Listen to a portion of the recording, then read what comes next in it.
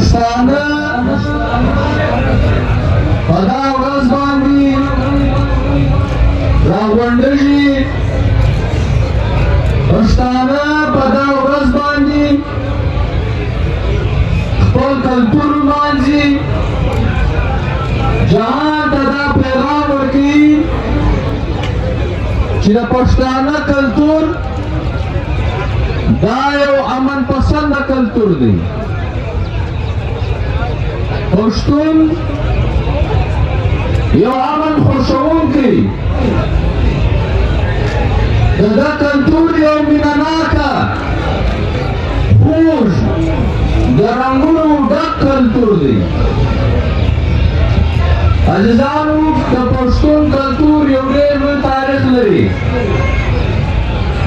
که تاسو په تاریخ کې وګورئ یو ځای داسې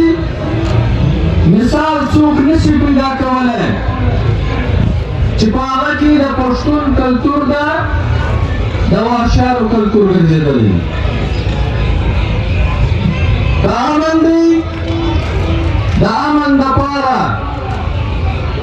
پښتانه خپل ژوند تېر کړی دی وخت یې تېر کړی دی تاریخ یې ګواه دی دا پښتانه د مینې د محبته ډک قام دی نن تاسو ولیده چې په دې کلتوري میله کې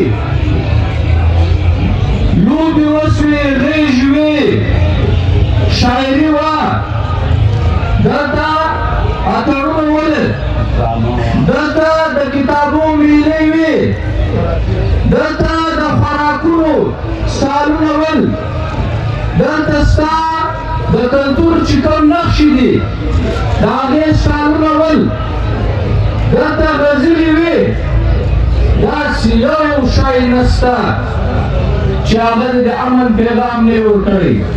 هغه د ورورګلوۍ پیغام نه یې ورکړی هغه د پښتانه د دې تهذیب او د تمدن یو ډېر اعلی مثال نه یې وړاندې کړی که زموږ وروڼو کلتور څه دی کلتور ستا ژبه ده کلتور ستا دود دی ستا دستور دی کلتور ستا قومي سوچ دی ستا فکر دی کلتور ستا خویونه دي کلتور ستا خوراک دی کلتور ستا جامې دي ستا په غاړه دي کلتور ستا قومي وطني سیاست دی